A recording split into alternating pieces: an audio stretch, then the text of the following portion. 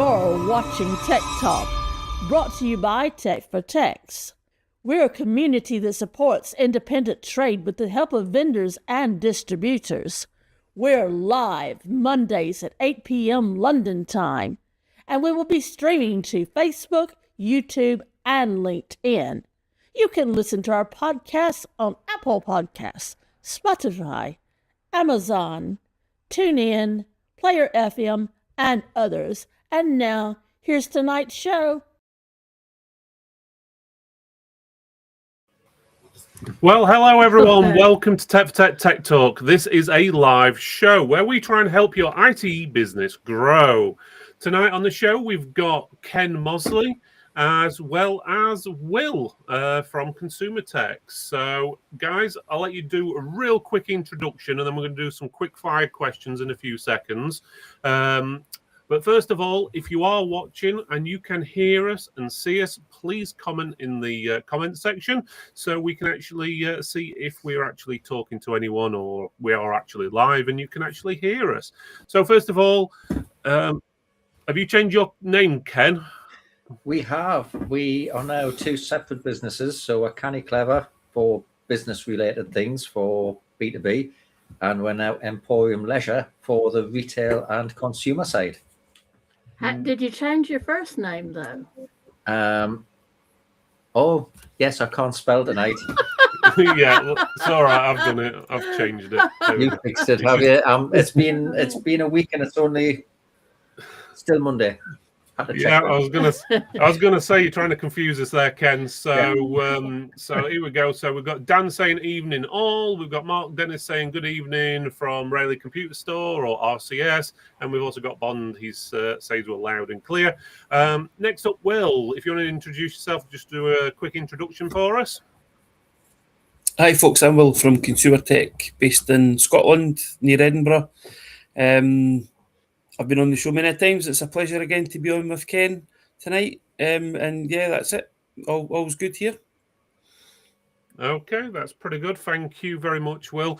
Just a heads up, Will seems to have roughly about a 2-3 second delay for some reason. So if you hear any overlap, we do apologize in advance.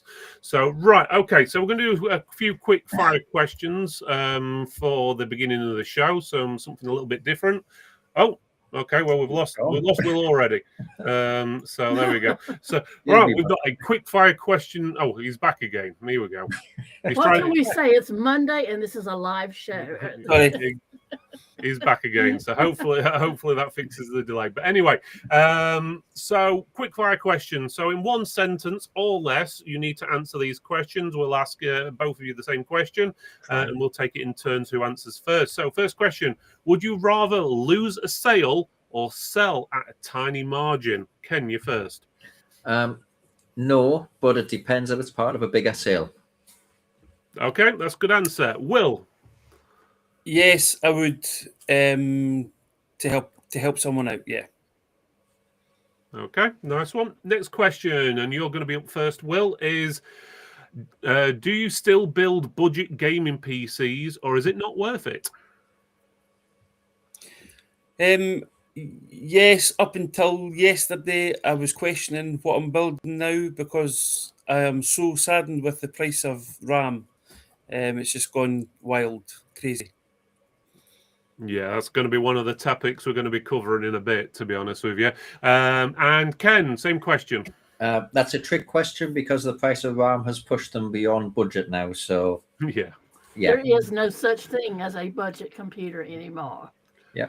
That's it. So, right, okay, I think that answers that question. Right, Ken, you're up next. So, is it better to sell upgrades or push for a full replacement? Depends on customer requirement, but where the option exists, full system. Okay, and Will? Upgrades, again, though, it depends on the customer's budget and what they do, but because of the price of RAM as well, I would go with upgrades sometimes, yeah. Customer specific, I suppose, yeah. Yeah. Okay, nice one. And Will, you're next. So, should shops standardize on a few reliable parts or specialize on them or offer lots of choice? Oh, I would say, based on my options and my size of shop, standardise, and better the devil you know sometimes. That's it. And Ken. I would say go with as many as you can manage in the local market. If you can't support more than half a dozen, don't try it. Carry in There dead we go. stock. So, okay, so that's the end of that section. So thank you for answering those. I think we'll go on to the news next, but it was nice to see two slightly different answers and different points of view. So, and the same with everything in life is not one thing works for everyone. So, right, if you want to go with the news, Jen, we'll just talk about TechMax for a few minutes, and then we'll go on to the main topic. All right. So, for all the news that is news about TechMax 26, July the 3rd, market only calendar, Magna Science Adventure in Sheffield/Rotherham, and it's free tickets. Did I get you? Free tickets. So, come and join us. You don't want to miss this. Sponsors. We do have a main sponsor. However, we are not at liberty to divulge this information just yet because we're waiting on market. Um, Evening meal sponsor that will be Valkyrie. This is their second time sponsoring at TechMax, and we really appreciate the support that they're giving us again this year. Evening drink sponsorship is taken. I could tell you, but then I'd have to kill you. No, I'm just joking. I'll be happy to report that on the next show on who that's going to be. Um, since our last show, I can confirm that Be Quiet, TP Link, IAMA, Odessa, and Milestones 3D will be returning to TechMax. There are a few more, but we're still waiting on their payments to clear before we announce those. These brands that I just mentioned, they probably won't show on the website tonight because we're awaiting the marketing and logos and things like that. Um, Now, an update on who will be in attendance at TechMax. Phil, have you got the roll call for us? Is it right there? TechPoint Distribution, Valkyrie, Case King, Thunder X3, In-Game Gear, APNX, Lian Lee, Fantex, Colink, Haven, Nitro Concepts, Moza Racing, Strimplify, Ducky, Aerocool, Tri-X, VIP, Milestones 3D, and Be Quiet. So, and more to come that are signed up. I'm just waiting on payments to clear from those. And we have some, oh, we have some names that have never been to TechMax before coming up. And I think you're going to benefit from them. And I'll let you know who they are in due time. And if I know the TechProtects crew, I know you're going to make everyone feel welcome, that are new and repeat at TechMax. If you've not signed up and you've entertained the idea of going and standing at TechMax, I highly recommend that you get on it because space is going quickly.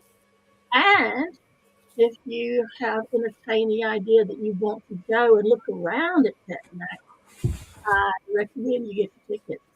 So that's going to be a little one. Yeah. Evening. Especially the evening tickets, yeah.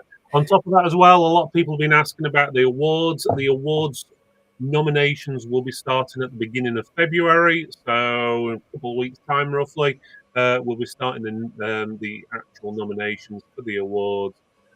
This year, we're going to make a slight difference, and this is on the distributor and vendor side of things, is because a few people have mentioned that one or two of the winners don't actually take part and so forth in the event or with the Tech for Techs community. We are making it now so vendors and distributors, so that when they have to exhibit to be able to actually be up for an actual award. So it's basically rewarding people who actually take part in the Tech for Techs community. So if you don't actually exhibit, you can get through to the finalists, but you will not win. So if you want to win an award and you're a vendor or a distributor, you need to exhibit. This doesn't matter about techs. So if you're a tech, you don't have to attend the event to win. But for vendors and distributors, we want to reward the people who want to work with you guys. So basically, the awards are only going to be able to be won by the ones who are actually taking part. So, right, let's get on to the main topic. I think that covers pretty much everything. So, Very good. when the screen decides to swap over, well, hey, there we go.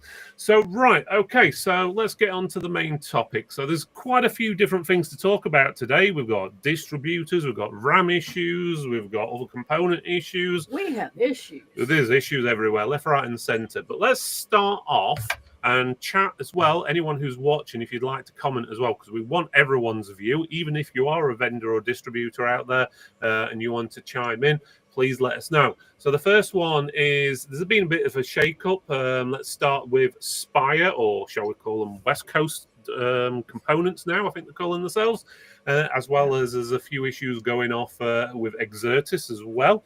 So first of all is, well, let's start off with Spire. So if you don't know, Spire has been bought out by West Coast. I think it was over a year ago now, and they've eventually now Spire is West Coast. So if you go to their website, you'll get redirected to West Coast, and you'll need to log into West Coast to purchase things. And saying that, looks like we've just lost Will again. So I think he's back and forth tonight. So let's go to you, Ken. Do you use Spire all as a distributor? I used Spire, but they weren't my primary supplier. But it's always good to have, a panel. Oh, that we use. So, I think everybody knows most of the ones we use. I think we all use the same. Spire, it was quite straightforward. Product feeds worked, although it could have been slightly better on the product feed side, but I think even they acknowledge that. Website, smashing, no issues. Shipping, no issues. They did what they said they would do. West Coast, I've tried. Product feed, I can't even get it to download. The sample that they've sent us, I mean, that might just be us. I don't think it is, but we've set up many product feeds. So I've sent emails to my account manager, and I'm yet to receive a response. And it's been about a week or so. So if they're watching, please contact us, because I do want to sell their products, because there's a wider range now. But the product feed sample I was sent, it seems to have gone backwards. It doesn't contain any detail as such. It's literally product name, barcode, price, and stock count. There's none of the nicely formatted text and stuff that gave you the description, the specs, that kind of stuff. So it seems to have gone backwards there. And I've tried ringing my account manager a few times, and it always goes to voicemail. I don't know if they've had problems with phones as well. Perhaps, I don't know. So I found it really difficult to buy off them, mainly because I'm being able to speak to them.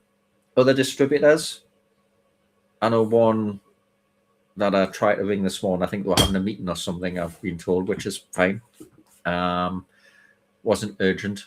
But again, I think if distributors want to keep business, they need to get a bit more responsive, particularly if they've just gone through a merger.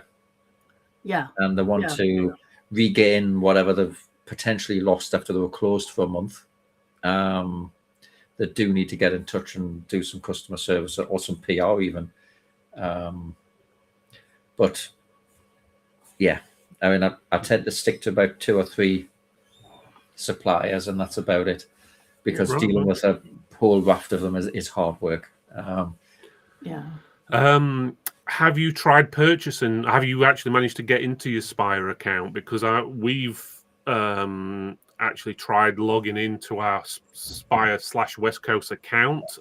Tried it for a couple of weeks now, and emailed today and says, it should be sorted by the end of the day, and we still can't get them. We don't generally buy stuff, to be honest. Previously, I had a West Coast account, and I had a Spire account, and somehow I can now log into my new Spire account on West Coast, but my old account has gone. Oh. with everything that was with it. I can't see any previous orders. I can't see anything because it won't let us log in anymore. So not quite sure what's happened there. So whatever IT system they're using, what the CRM is behind the scenes, I don't know. But I think they may have had a bit of a snafu somewhere along the line, whether by design or whether accidental. I don't know. But it might be wise for them to come on and do a show and show all how to log in properly. Yeah. I don't think I'm the only one. So hopefully. That's we've as I was saying, we've been unable to get into our account at all. Even though we don't buy anything, we always have accounts with the distributors, because when we do like product reviews, we need to know where we're linking stuff to and stuff like that, and if the distributor stocks that sort of thing and so forth. But we just can't log in. We were told last week it'd be sorted. I think it was last week or the week before. It'd be sorted, and then we've been told again today it'd be done by the end of the evening, and still nothing, unfortunately. Mike Bartow, if you're out there listening, you've had an invitation to come on Tech Talk from Mr. Ken Mosley at the Canny Clever Emporium. So, and I would like to extend that from Phil and myself. And if you'd like to come on and give us a chin wag and everything. And I think the one thing that scares me a little bit about Spire West Coast, I did hear that West Coast had been acquired by somebody. I don't know if that's the case or whether it was a rumor that I didn't hear. But if that is the case, what's going to happen in a year's time? Are we going to have to go through all this again? I don't know. I'm just having a look that one up. I've not heard that one personally, but I might be wrong. So I'm not going to say anything just yet. But unless it was one of the other big ones that's been swallowed up, I don't know. Oh yeah, so West Coast. It has been. Actually, I do recall this now by ALSO Group, also Group, and it's supposed to go. It went through in February, March 2025, but that's according to Google. Obviously, it might be slightly different to that, but so I'm in a year's time. I'm just a bit concerned about us having this whole change yet again to match whatever their system is. There we go. So, right, let's move over to Will. Will, do you use... Will's occupied at the moment. Is he? Sorry about that. Just found out they're doing utility works round the corner from me, and I think the power's been affected. So I've had 2 power cuts. Oh, okay. So my apologies. With regards to Spire and things, I can't. I'm the same. I'm in the same boat as you guys. Can't get into accounts. I think it's going to be a waiting game. Yeah. I hope they do sort it out. Yeah. They need to get it sorted out quite quickly. Yeah. And or communicate with with us, the customers. Let us know what's going on. I think both. I think they do need to sort it out. And this is being for their sake as well as ours, because they're losing money that they could be getting in from people that can't log into their accounts. Yeah. And people are getting frustrated. On the other side. So it's a two-way street on that. And I think it does need to be sorted out.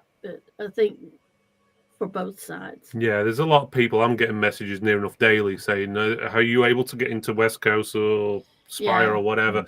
And the answer is basically no. And I keep telling them to contact the account manager, but as Ken says, he's had issues getting hold of his account manager. I thought I was on my own. I didn't realize everybody else was having a problem. There's quite a few. You'd be surprised how we end up being a bit like agony aunts sometimes. People come to us and start reporting about this don't work, and it's like, go to your account manager. But there's only so many times we can say it. They expect me to wave a magic wand and make everything okay, and I don't have that power. I wish I did. Well, I don't really.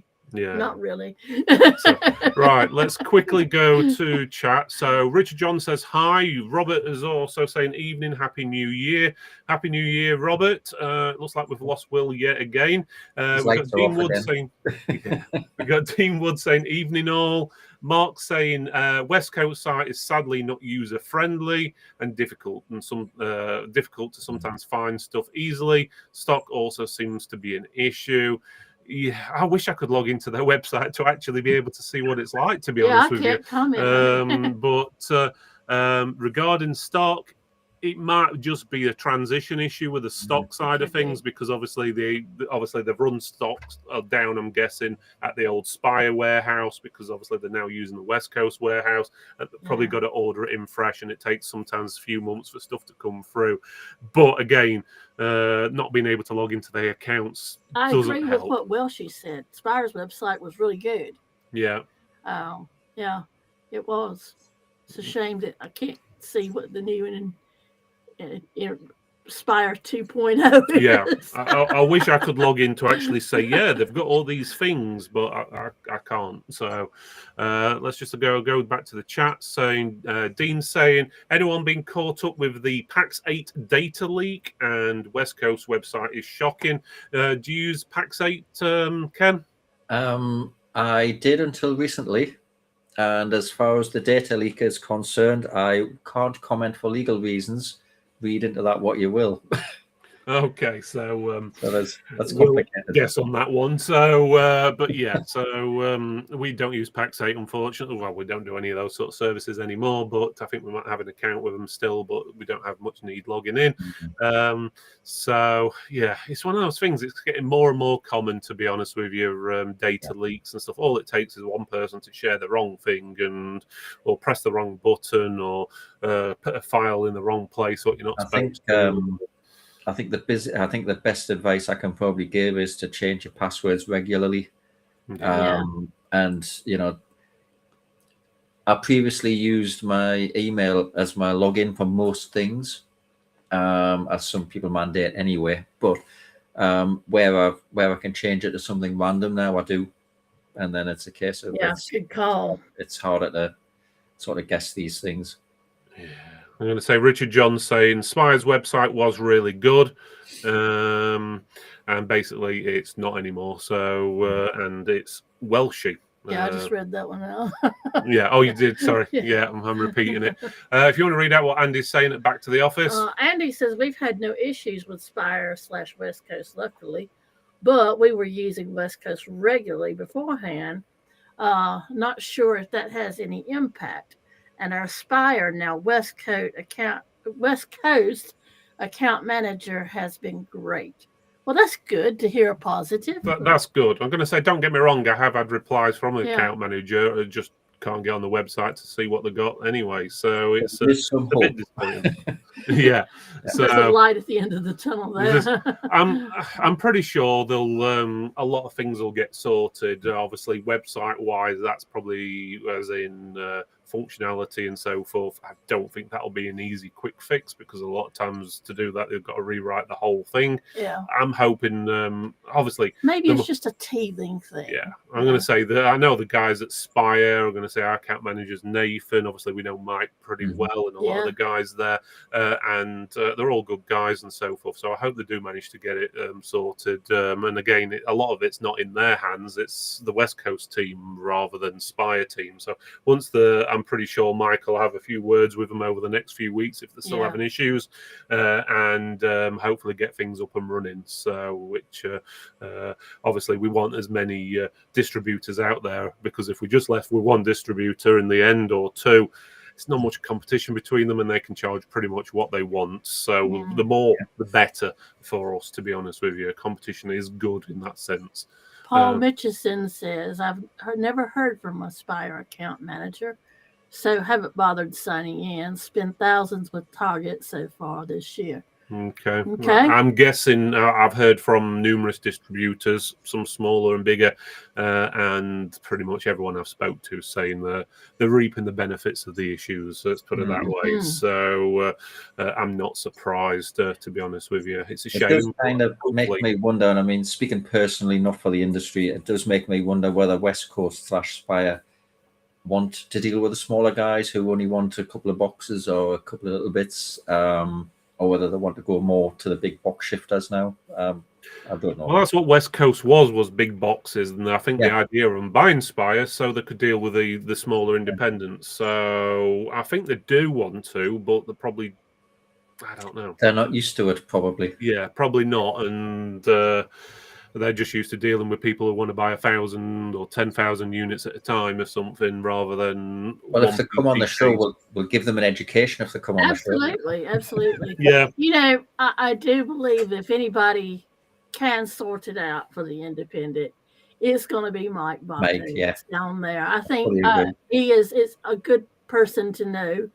And I think if it's in his power to do, then he'll do it. Yeah. You know, and get it right. Spire did actually have did do their own live show. I think it was middle of December, end of December, with West Coast on their own platform. Unfortunately, I didn't get to watch it because we were actually visiting another distributor at the time, so I didn't actually get to watch it. So if anyone's got any comments on that, thoughts, I've not seen a replay or a recording of it, so I don't know how that went. But it would be nice to get them on the show. The catch is now is West Coast is in charge, shall we say. So it's really probably down to them if it gets approved by their marketing side rather than the Spire team itself. So we just don't know where we stand on that side of things. Okay, right. I'm hoping that changes, though. Yeah. I hope that we get in with West Coast and get as familiar with them as we are with the likes of Spire used to be, and Target and Origin, VIP, you know, all the big people that help us make the little tech world go round. So yeah.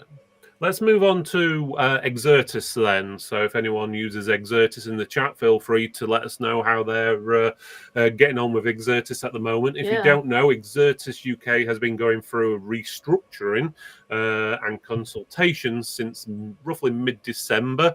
And basically they got bought out as well, is probably the best way to put it. And they said they were going to be laying off, if I remember right, they said something like about 1,000 members of staff or something along that lines.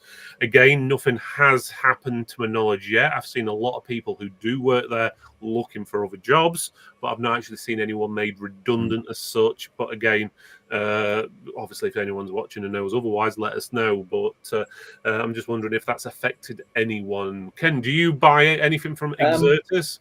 I bought from Exertis up until about 6 to 8 months ago, but not in big sort of the quantities that they would like, primarily because of cost. They weren't cost effective in some areas, and I could get it cheaper from other distributors. Occasionally, if I needed like a Surface Pro or something along those lines, yes, you know. But I mean, as regards people wanting to leave them or looking for other jobs, they may have signed NDAs or anything. We just don't know at this stage. You just don't know. You know, I mean, I haven't had any emails through from them at all, which is unusual because I normally get some sort of marketing blurb every other week, and I haven't seen anything recently. So I kind of thought, oh, there must just be, I mustn't be selling enough, so they're not getting in touch.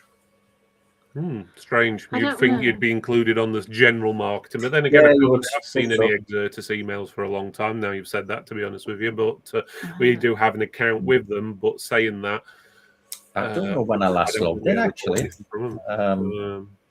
To my knowledge, Dean. Oh, sorry. Go ahead, John. Dean says, just need to clarify that West Coasts are fine. Our account manager is also spot owned, but we did keep our Spire account manager, just the website that's disappointing. Okay. So that's good to clarify. Andy says there's been no decline in service from Exertis, certainly a decline in stock. Seems a few people have left this week. Okay, pretty much what I was thinking. Dean, let us know what the stock levels are like at Spire, and what if there are lots of new product lines available which we're not currently able to get at other distributors, because that'd be interesting to know. And obviously, thanks again, Andy, for the information about Exertis. I'm going to say we do have a contact at Exertis. and he's been keeping us informed with a lot of things. But obviously, when he knows it. and when he knows probably as little as everyone else does, to be honest with you, by the sounds of it. So, but it seems that they are running down stock, which is not always a good idea if they're not getting a lot of stock in. So that could be because they're being bought out. When a lot of times when companies get bought out by another one, they run out of stock because they usually have an agreement or contract to supply that distributor. So let's just say, I don't know, Intel was to supply a distributor, they have to sign a contract, which takes months and sometimes years to do. But that contract might not be valid for the new people who purchase them. So when they're sold out of stock, they might not be able to get any more. And then it takes a while to go through. So, right, okay, I think that pretty much covers that area. But if anyone in the chat wants to add anything else onto Spire or Exertus, feel free. Right, let's move on to one of the other big things, which I think Will mentioned at the beginning. I don't think he's coming back in, so it looks like it's just us, Ken. But let's talk about RAM. Oh, so RAM. Okay, so where do we start? RAM with RAM. I think what was it? Probably late October prices started creeping. I think it was November, December. They obviously have gone sky high in January, even more so. I've spoke to quite a few of the memory manufacturers, distributors, and so forth. And well, one of them told me that everything's going to be fine in this quarter. I don't believe him. All the others are pretty much telling me you're looking at minimum the beginning of 2027. Some of them are saying 2028 and potentially further, and some are even saying we've heard from this is the new normal. Things may come down a little bit, but prices, what DDR5 is today, not far off what it was when DDR5 first came out, probably what was it, about 4 or 5 years ago sort of thing, and then it took 4 or 5 years to get down to that low price. So it's going to take probably another 4 or 5 years to go back down once supply is there.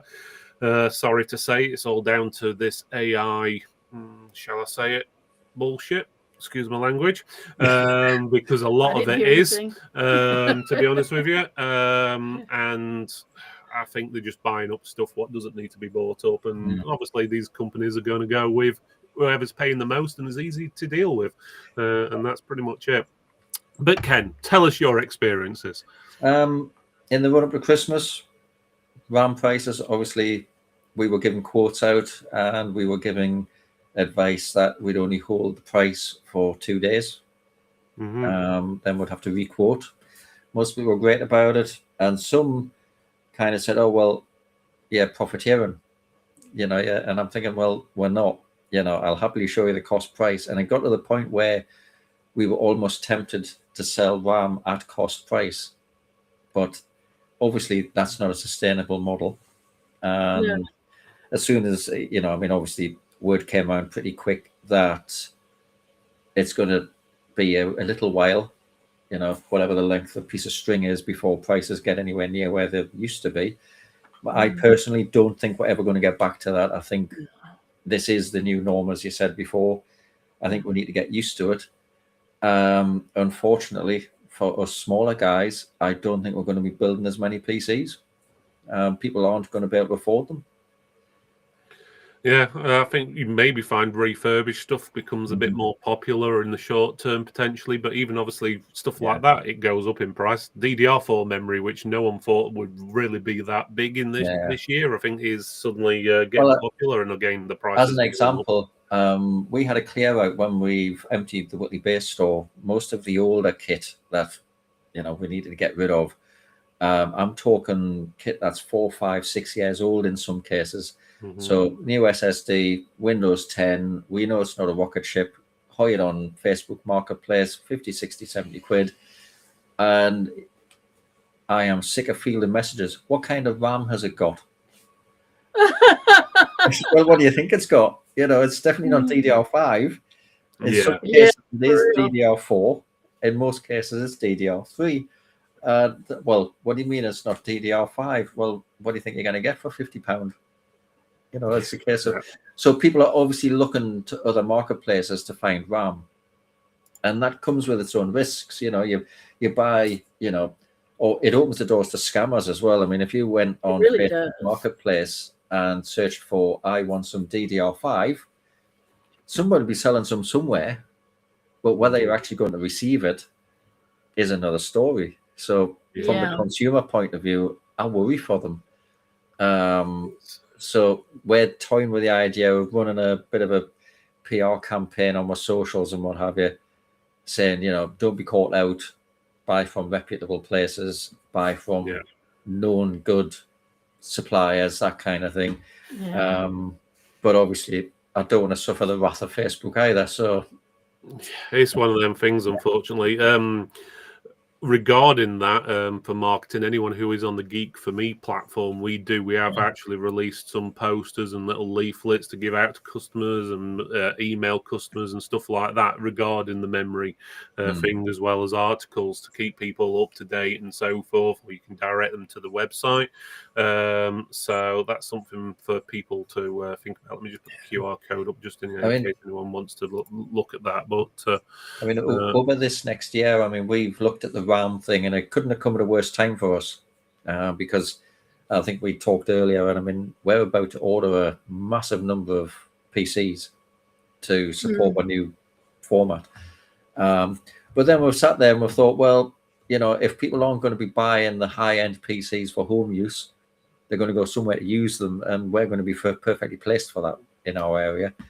So it's a case of, if we can't buy a posh gaming machine at home with 64 gig of RAM and all the rest, we know a place down the street where you can go play on one. You know, you can go and have a proper game. So we might actually be on the flip side of that. So we might do well with that. Time will tell. Gosh, I thought the internet cafes had died to death, but So did I, but it's a slightly different format now. That's it. So you just never know, do you? Going to chat. Well, she says, "Oh no, this issue. I personally have only spoken about it in one video where there's others, where others are making content about it, and I won't. It's a topic I don't want anything to do with. It's toxic at the moment." Yeah, it is a toxic thing. Even on our Geek for Me platform and the Tech for Tech and the TechMax website, I've had loads of emails asking, have you got any DDR5 RAM for sale? Even though one's aimed at events, one's a directory service, and the other one's a marketing company. So, but yeah, we've had no end of them, unfortunately. It feels like there's someone lurking behind there. "I'll get you, my pretty. Yeah, you have DDR5." Yeah, exactly. So it's, I think the main thing is, because we're all independents and we're all, I wouldn't say huge, but we're all of a smaller size when it comes to IT companies, I suppose. We need to work out how to get through this in one piece, especially if you're a PC builder that, you know, relies solely on selling new PCs. You know, I mean, I know a few companies like that, and they're struggling. So I mean, if you can't sell them, you're not going to be able to do many upgrades if it involves RAM. And then I hear SSDs are probably next on that list. So probably, you know, what do we do at that point? It's bad now. Is it going to get worse? How bad is it going to get? And how do we batten down the hatches so we can all get through it? Exactly. It's actually, to be honest with you, I think it's going to get worse before it gets better. Yeah, I really do. Yeah, as demand will get higher and higher, obviously there are all going to be people, especially businesses, who have to pay to get obviously new systems, which have got more RAM in and so forth. It's going to cause issues. Are you finding that people are going for less memory in a machine now? So 16 gig instead of 32? Yeah. Or where there was if there were a customer who came in and they were borderline, do I want a laptop or a computer? They're going straight down the laptop route now. Yeah. And then the question becomes new or refurbished, and they're opting for refurbished. Right. Yeah. So we're kind of, while it's disappointing, it's still a sale. We're keeping the customer happy with what they want. We can only explain the options and let them make a decision. But I think even the bigger machines that we're quoting on, I had somebody came in and they wanted 128 gig of RAM in the machine. And some of the guys in the back of the office were chuckling a bit. And I was thinking, Yeah, I bet. let's just shut that door so you can't hear them. And I was going through the options. I says, if you want 128, this is what it's going to cost. And the customer looked at me as if I had suddenly sprouted an extra head or something. And I was thinking, okay, but you could go with 64. And I looked at that price. I thought, that ain't much better. Yeah. And we settled on 16. Yeah. With the option you might be able to upgrade at a later stage. Yeah, I think you could potentially, with the issues of the RAM, is in some cases on older machines when customers are bringing in, you could potentially, rather than offering more RAM, offer to give them a service and clean up, so they're not using as much RAM. But obviously, there's only so far you can go. Well, I had a customer last week came in and they said, I last bought a machine with DDR4, and we don't do trade-ins as a general rule. And I thought, perhaps I might this time. So I get the RAM. And I know the machine, and I know it's been looked after. We supplied it originally, so I know its history. And he said, oh, but this new RAM, DDR5, I see the clock speed is twice as quick as the DDR4. And I says, in some cases it is. So only need half of it. And I thought, don't wear like that. Okay. I don't advise it. These are your options. You make the decision. Well, we counseled him to get a bit more. He wanted 32, but he ended up with 16. And we've said, if you need the other 16, shout, and we'll happily just plug it in for you. We'll not charge the install fee. We'll just plug it in. I'm expecting them back shortly.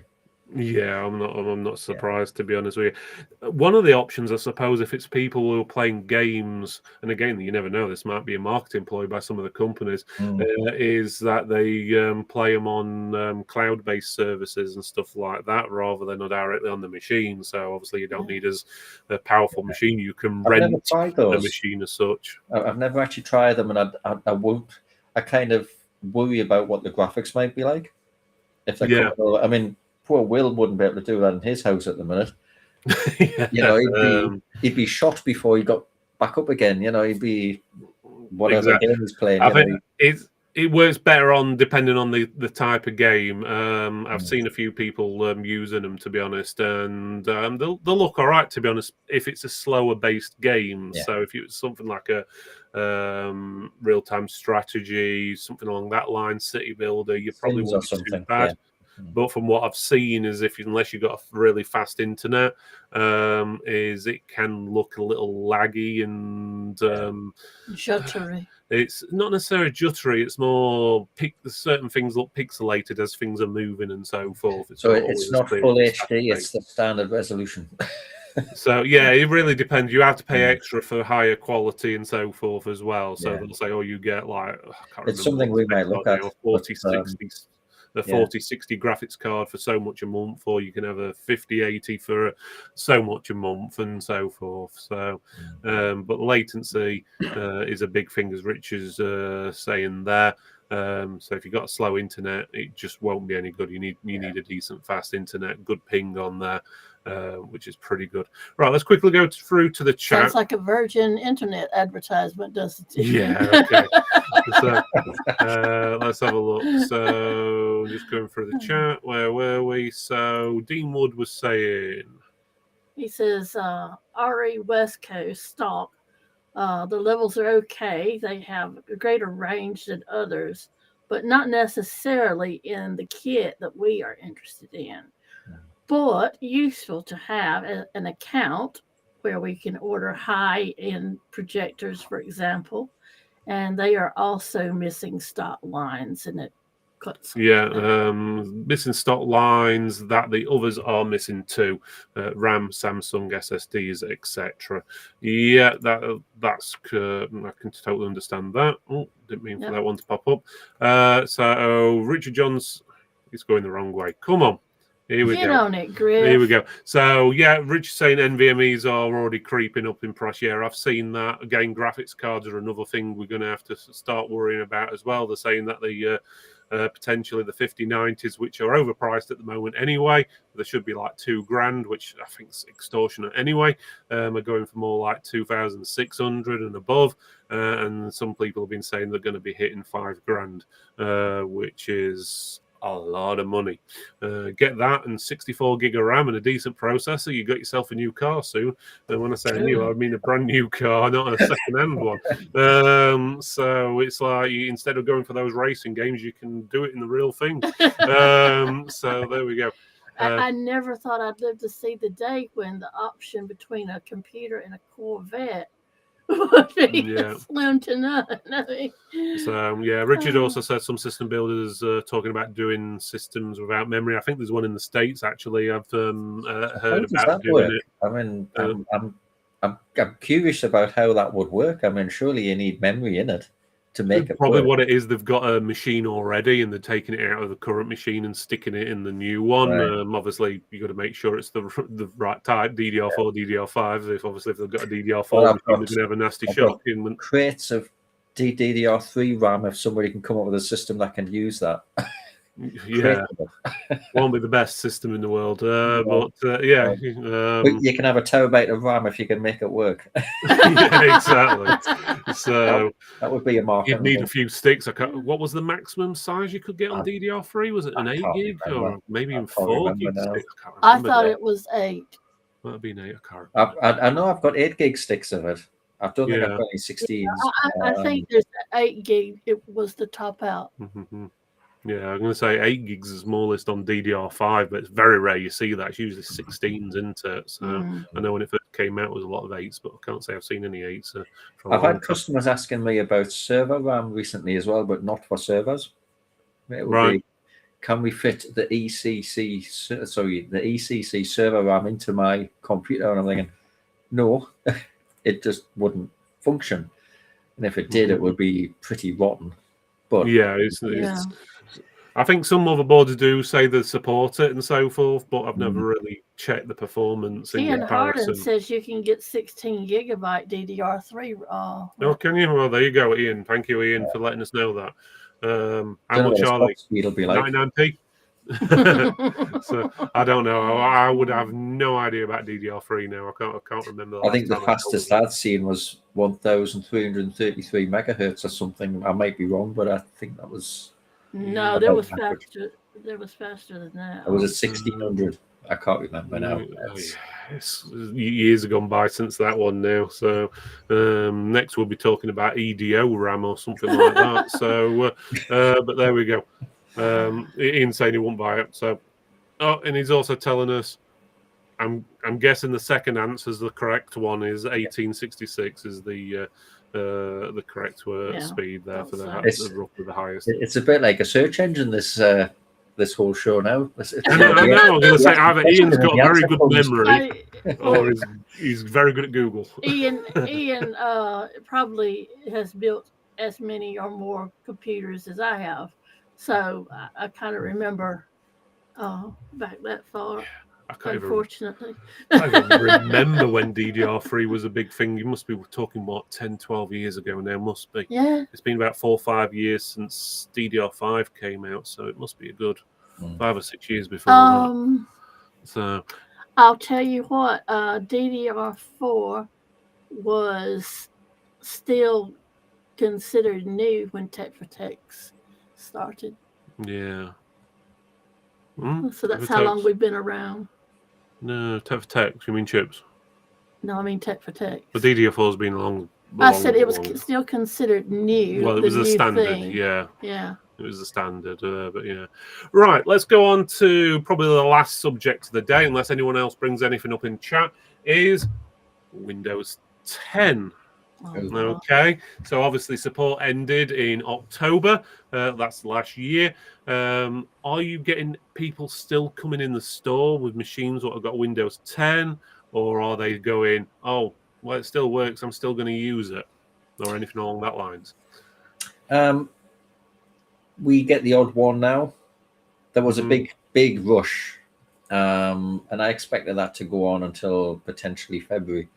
But then Microsoft torpedoed all of that and offer to extend support for 12 months on selected hardware. Yeah. So then there's support questions that were coming about, how do I extend it? So we ended up switching from upgrades on new machines in most cases to, if that's the price of it, the RAM's just gone up, let's just extend it and see if the RAM comes down.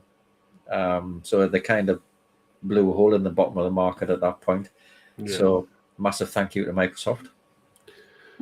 Well, I suppose you can look to October again, and you'll probably get even more people wanting computers then, if you can get any RAM and NVMe drives. And so I mean, we've been advertising Windows 10 end of line is being killed off on that particular date, and then Microsoft said, "Oh no, you can have it another year." Yeah, I won't be surprised with all the issues. I know, egg on your face. I won't be surprised with all the issues going on off at the moment and people not being able to buy computers, especially in October, if Microsoft potentially extends that again or makes it a paid service or something like that. Obviously, I know some of the business ones do have a paid-for service. And as Ian's saying, it's still supported till October with a Microsoft account. So to be honest with you, though, you get a lot of people who don't even know what a Microsoft account is, who probably not even bothered. They've just seen the message, it's out of date. But there's probably a few people who have signed up on that. I just read what Paul Mitchison said. What's he say? Had a customer buy a Windows 11 laptop then phone up the other day and think he'd rushed into it as his Windows 7 laptop still works. I said, you certainly haven't rushed into it. God, Windows 7, when was end of life for that? Must have been it's been a while. Is it? Or something like that? It's been must be a good 10 years now. At least. Because I was really disturbed when it came to end of life. I liked it. Let's have a look. Windows 7 end of life was 2020. Okay. Well, I thought it was further ago than that. I thought it was too. So basically just before COVID. Sorry to say it. But there we go. And Ian says, and you can bet your bottom dollar, Ken, it'll be extended again. There we go. So exactly. So we're not be promising that it's being killed off anymore. Well, just it may have an extended lease of life or something, or be reincarnated as 10.5 or something. But I'm surprised we haven't seen Windows 12 or equivalent, or whatever they want to call it. I've heard rumors and I've seen a few things online, but nothing substantial that says Windows 12 might be a subscription-based product. But I said that about 11 as well. So, and when people come into me at the minute and they get a quote and we say, they'll say we need Windows 11. Great, we know you do because you don't look like the Linux type. So it's a case of we're added on with the quote builder. And they say 120 watt. That's what it costs. Yeah, that's we what it costs. Price. Obviously we have a margin on there, but the pricing is what the distributors are selling at plus our margin. Yeah. The customer said, but I can get a key on Amazon or wherever or eBay or other marketplaces available for a tenner. And you think, well, I can't compete with that. And chances are we're back to the problem. It's probably a dodgy key. We can't help you with it if it goes wrong. Whereas if you buy it of us, we will help you. But so we're up against that as well, so the thing we're profiteering on all sides at the minute with RAM, with Windows, it's knocking confidence. Well, that's it. The customers all think that if you own a business, you live in a mansion, you got millions in, you got a Mercedes or a Lotus parked around the back, and so forth. And little do they know the struggles note. And there's a reason why, obviously, especially small businesses, a lot of the time don't last more than a couple of years. They really do struggle, and when you are following the rules, things can be a little bit difficult sometimes. Do you want to read out what Justin's saying? Oh, I was just waiting on you. Oh, okay. Justin says Windows 12 is when nobody owns a computer and just logs on through their TV. Yeah. Dean says don't get us started on license keys, Ken. Sorry. Give you a rough idea. We have been asked many times in our videos we do and so forth to what's the best way, promote certain websites that sell CD keys. Yeah. And they must sell loads of them because the amounts they have offered us are silly Ridiculous. money. And we turn it down. We could make more money doing that than we do doing the TechMax event and all the other things we do together. But we don't, down to principle, because obviously we're here to help independents, distributors and vendors. But the amount of money they're wanting to offer some of them is absolutely silly. It does make me wonder why, let's pick Microsoft, for instance, can't just, they obviously know what the keys are. They know how they construct the key, the formula behind it, the algorithm or whatever we call it. Why can't they just turn off the ones that they haven't made? That's kind of, it would kill that market in seconds. I think the problem is they have made it, but they've made it for a different country where values are completely different. Someone goes along, buys all the license keys from a developing country, shall we call them, and then they resell them on a UK or US marketplace and go from there. And it's a bit of a pain. If Microsoft wanted to, they could region block them. So they could only be registered on country or either languages or countries, what match certain, I don't know, addresses or whatever. They could do it one way or another. I think, I mean, if I was Microsoft's chief revenue officer, for instance, whatever the equivalent is there, it would be a case of, we can make more money, we cut off all the bad keys, we regionalize it, we get rid of all the pro keys that people are copying, all the, you know, I mean, we have an enterprise key for our computers because we have a proper select agreement, well, whatever the select agreements are these days. We've got the proper Microsoft stuff, and that cost me a small fortune. But we've had an instance where one of our enterprise keys was leaked. And all of a sudden, I'm getting emails from Microsoft saying, you're activating so many hundred in a day. What's happened? And I'm thinking, oh, well, that's not us. And they were able to determine, because all of ours come from static IPs, and we've got our own blocks, so everything comes from that. We told them what our block of IPs was. Yeah, we can see those regular ones. And they just blocked everything else. And whoever's computers they were, I'm assuming, they would have just either, well, they wouldn't have stopped working, but they would have stopped being activated at that point. But if they can do it like that, then surely they can help protect the independent retailers, if they wanted to, help us achieve what they want to sell it for, rather than us having to do battle with a customer who wants to pay £10 for a key. That's it. It's absolutely crazy.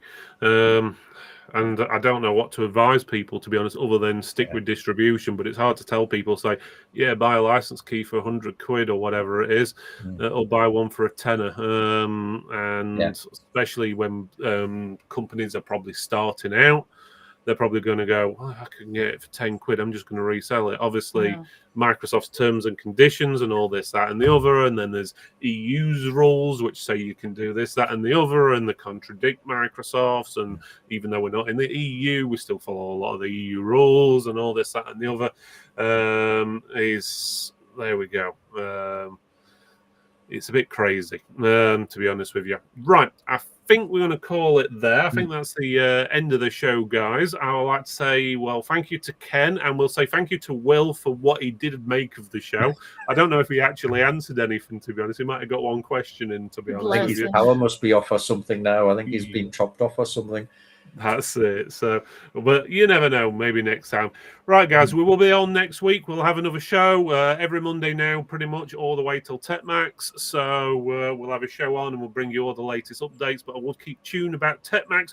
We've got some very exciting brands who have not been to TechMax before. Some very, very big brands you don't want to miss that. Yeah. You don't want to miss it. Hopefully one of them will finish the marketing in the next week or two, and we'll be able to announce them. But same as usual. A lot of it, usually the marketing for a lot of these companies, they don't send it through till like 2 months, or even in some cases 1 week before the event, and we can't announce it until we get approval. For example, just to give you an idea regarding approval, so a lot of these companies, when we do like the little videos and stuff like that, or make a post or anything, you have to get their approval before you do it, which takes them a week to go, oh yeah, we'll approve it, and all this, that, and the other. And there's one we've been waiting approval for 6 weeks at the moment. So we really want to say who it is, but we can't. So it's absolutely crazy sometimes. But that's how the world works, unfortunately. So, and if they turn it down, then we've got to rewrite it and do it again. So, and maybe another 6 weeks. I just got a little message from Will. He must be on his phone. He's apologizing for all that has happened tonight. And I said, no problem. Don't worry about it. We'll blame the utility people. Yeah. We'll just ask him to double the amount of questions next time.